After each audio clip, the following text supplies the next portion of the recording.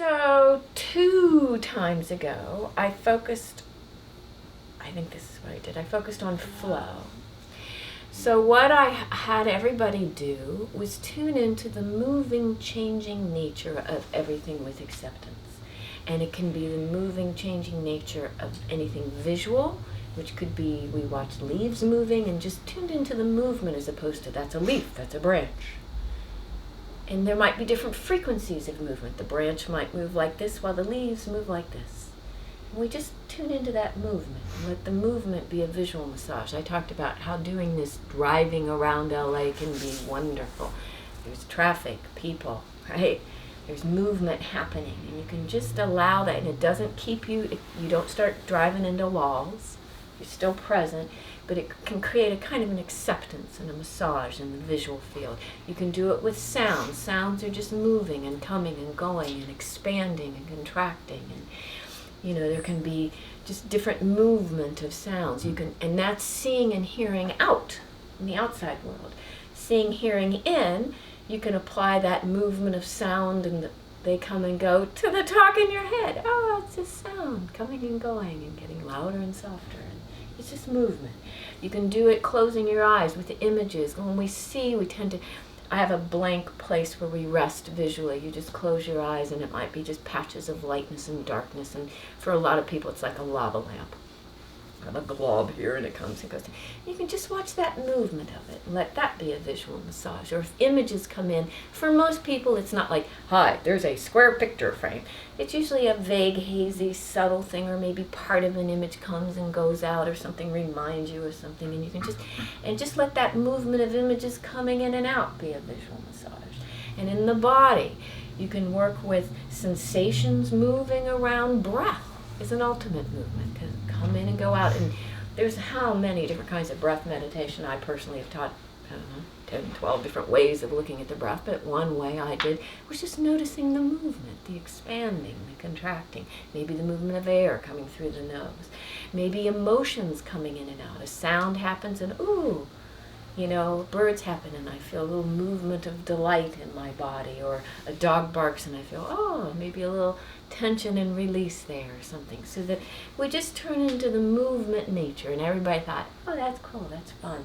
And it makes us softer, and I feel like I've really meditated, Then the next week I went, okay, now we're going to look at stillness. We're going to look at space and rest. I tuned everyone into the same visual thing. When you close your eyes, instead of focusing on movement, even though movement's there, you're not watching movement. It's a place to park. We even worked with just a sense of space around you, a space around things, to allow things to happen inside a bigger space. The real thing that was an eye-opener for a lot of people was auditory, listening to silence, even though sound is present. So we open out to the world of sound, and there might be sound there, but what if we listen in a direction there is no sound? Tuning into that space. And then maybe even listening to the silence beyond sound. Huge space, very expansive focus. And everybody felt like, ooh, we've really meditated now. That's different. That's different than how we get through life. So we had 1 week of flow, and then 1 week of rest and space.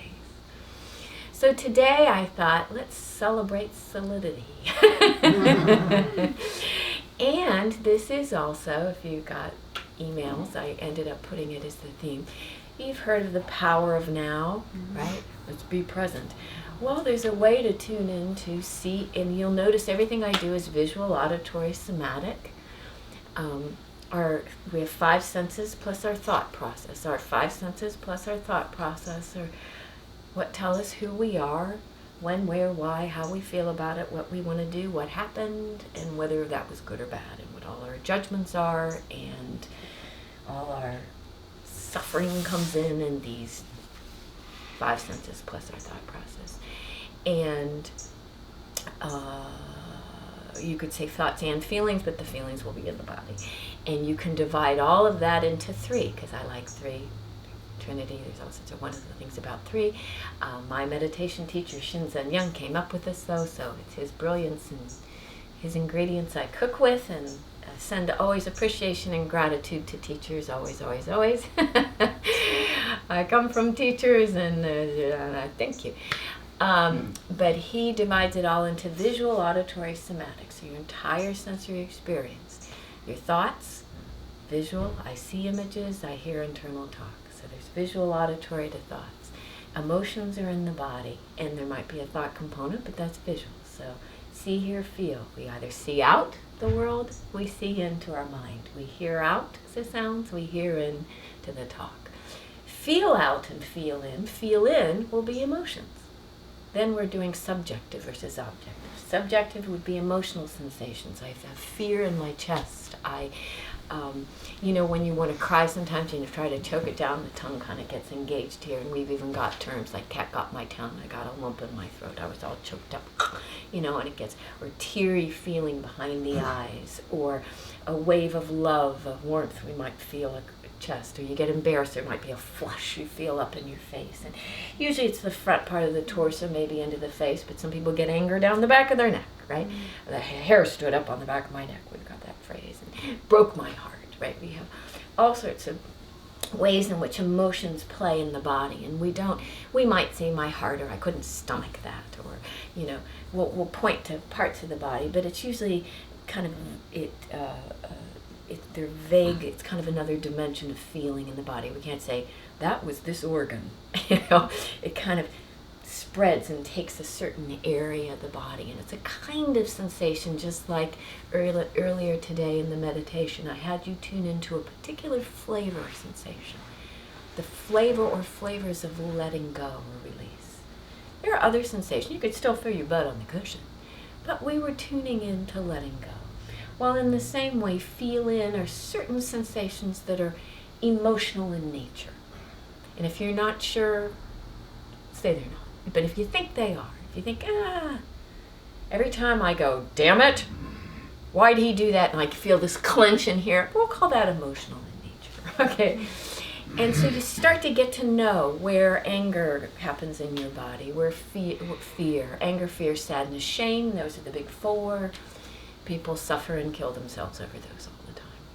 So, and then we have good ones, love, joy, peace, gratitude, and they tend to be subtler. The louder ones tend to, hey, I'm here. But just like restful that we tune into, that's a subtle thing that's available at any given moment. But no, I'm not tuning into that. I'm tuning into, that guy cut me off, or the talk, right?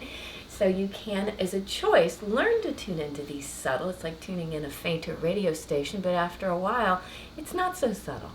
The more you tune into it, the bigger it gets. You know that way. You literally develop new neural pathways in the brain.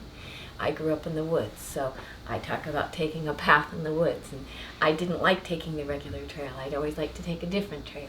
That to me was fun. I used to try to get lost. I thought that was so exciting. That one went, I don't know where I am, because I grew up in a small town where everyone knew you since you were born, and just anything unknown was thrilling. And I do a new path, and then pretty soon I take that new path every day, and that's my path, and all the animals would take that path, and then pretty soon the old one grows over, right?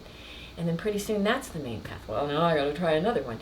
But I've talked with neurologists and brain researchers, and at Harvard, even the guys who studied my brain when I was there, and they say what I describe as those paths in the woods, I'm telling people that's a way to create new paths, and they have told me that is exactly what happens in your brain. That every time you have that thought and this happens, the brain goes, there's a pathway. So the next time that thought happens, there's a higher probability you're going to have that same response because it knows that path. Not because that was the best one, not because that's the one that feels good. And then we have a tendency to associate familiar with what we like. And those are two different things. And I learned that real big at Duke when we worked with battered housewives who would rather get hit than go to something they didn't know. And they even sometimes let their children get hit rather than go to something they didn't know, because there was a life or death fear of leaving that isn't rational. It has to do with us associating familiar with good. So in that way today, I'm going to be having you, now you're going, oh, it's going to be scary. So today I'm going to have you tune into something you do all the time. See, hear, feel out. Sight, you see all the time. Hear, you hear sounds all the time. Feel in the body. Oh, I didn't do feel out in the body. Feel in were emotions. Feel out is every other sensation. Every objective sensation that is not emotional. Butt on the cushion is feel out. Feel your tongue in your mouth? That's feel out. It's objective. There's no drama. There's no emotion in it. The breath is one of the reasons we use breath for meditation. Right? For some people, 30% of people, when you say focus on your breath, they attempt to control it. They can't not, and so it's an unpleasant experience for them. But people who teach breath meditation don't always factor that in. That can be an issue. But yeah, you feel your hands, you feel your feet on the floor, clothes on your skin, temperature, humidity of air on your skin. There's lots of touch sensations that are not emotional in nature. That would be feel out. So today, to be here now, our dramas tend to be where? Seeing, hearing, feeling, right? Thoughts and feelings. Ah, I remember that. This happened, and I play it over and over again. We replay our traumas. We traumatize ourselves over and over again, right? Where's a safe place to go? Well, we can go to our happy flow place. We did that. We can go to our happy rest place. Everybody wants to go to a happy place. We can actually ground ourselves in the truth and the reality of allowing all of our attention to soak into, penetrate, explore what we're seeing. Now, see, hear, feel, we do it all the time, but what we tend to do is see and hear in general, we tend to let it all be one thing. We don't tend to separate out see from hear, from feel. It's just all this stuff happening. And we tend to be drawn to an arising, pleasant or unpleasant, a loud sound. And that the only time we separate hear from see would be like music, art.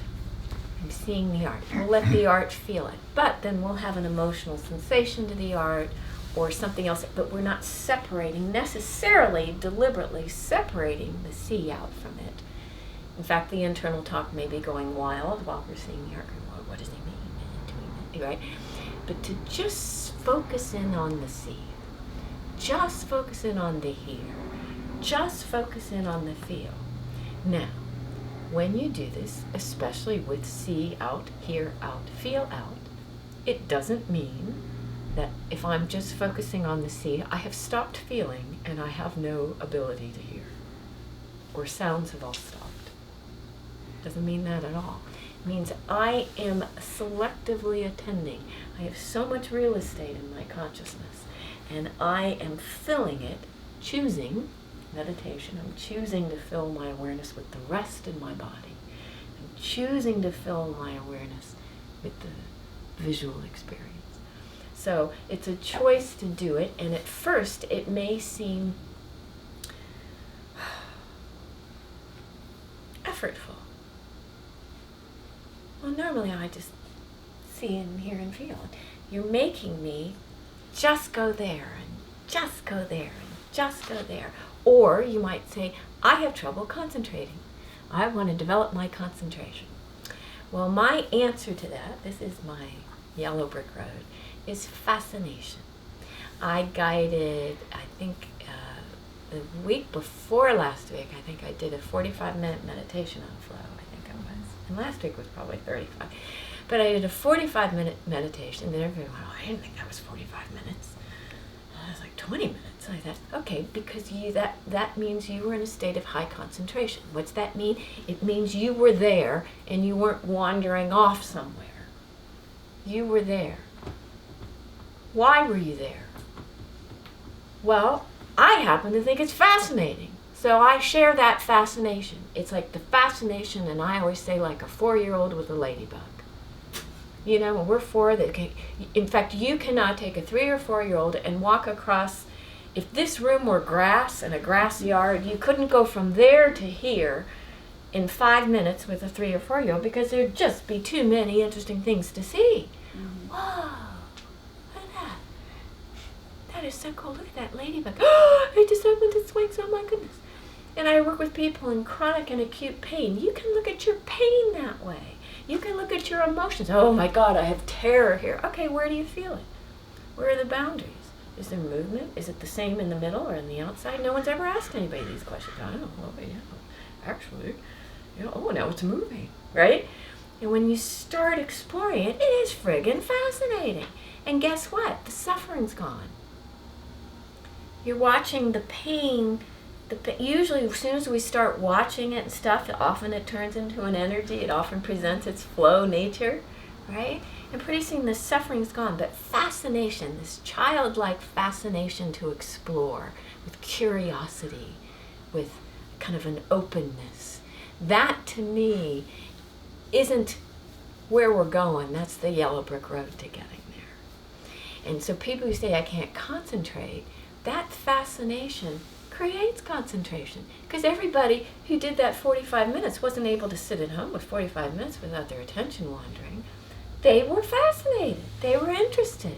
It rivets your attention. When you're doing something you really like, you go out and hours go by and you're not aware of it, right?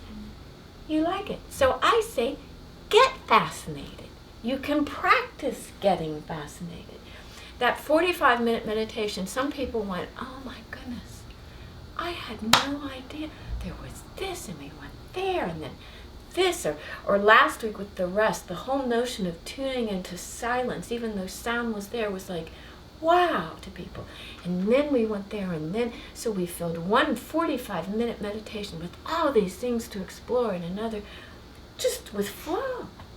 And then another 35-minute meditation filled with just places to rest and park and space. Every single moment of all those meditations is available in every moment. Every friggin' moment of your sensory experience is friggin' fascinating. There's so much to soak into. You just gotta shift to that 4-year-old. And what I'm trying to supply is saying, it's like saying, have you ever wiggled your ear or little toe? No one ever tried it. No one ever said, have you ever done that? It wasn't until my meditation teacher said, well, what if you just look at that? What if you separate this experience? It didn't occur to me to separate it. I thought my emotions were part of the experience, and I thought what I thought was the truth. I thought that voice in the head was me. I thought that was my narration of my life. The idea that the voice in my head wasn't me, I was just like, whoa.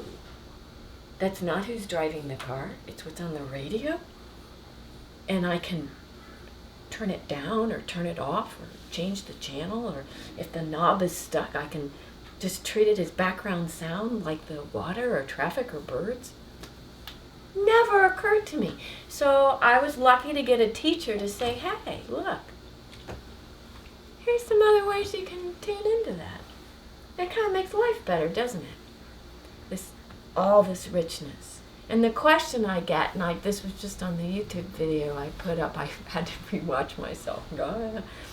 But some people go, doesn't that take away the beauty? You know, you're looking at these ingredients and, you know, you're missing that, like, whole beauty of it. Doesn't it kind of take it away, you know? You're getting kind of technical here, you know? No. If all those ingredients are available in every given moment, do you see the richness and depth that's there? You start to realize that what we've been looking at is a cartoon versus what's real. What's really there is so much more interesting and fulfilling than what we've been accepting as. Well, of course, that's what I think, and that's what's there, and what's there is what should be there. Or what could be there, or what I'm afraid is there, right? So, you know, what was it? I know one teacher always says, you know, your thoughts aren't real, right? You know, and I just kind of liked that, because we'd go, what are you trying to say? You know, but But today, we're going to work with, so if you're tangled up in thoughts and feelings, we have a lot of ways to go. You can watch them flow. You can find a place to rest. Or, and this is kind of what some Zen practice is, you can tune in to the grounded reality of the present moment of see, hear, feel.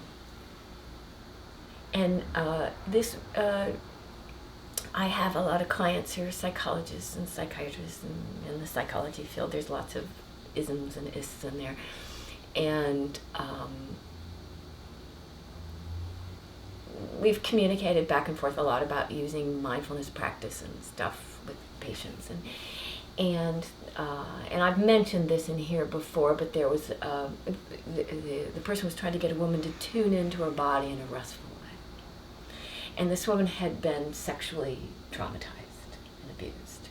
And so just going in the body at all was just danger, danger. Will Robinson can't go in the body. She just doesn't have, she just hasn't developed the skill yet to work with, there was so much there.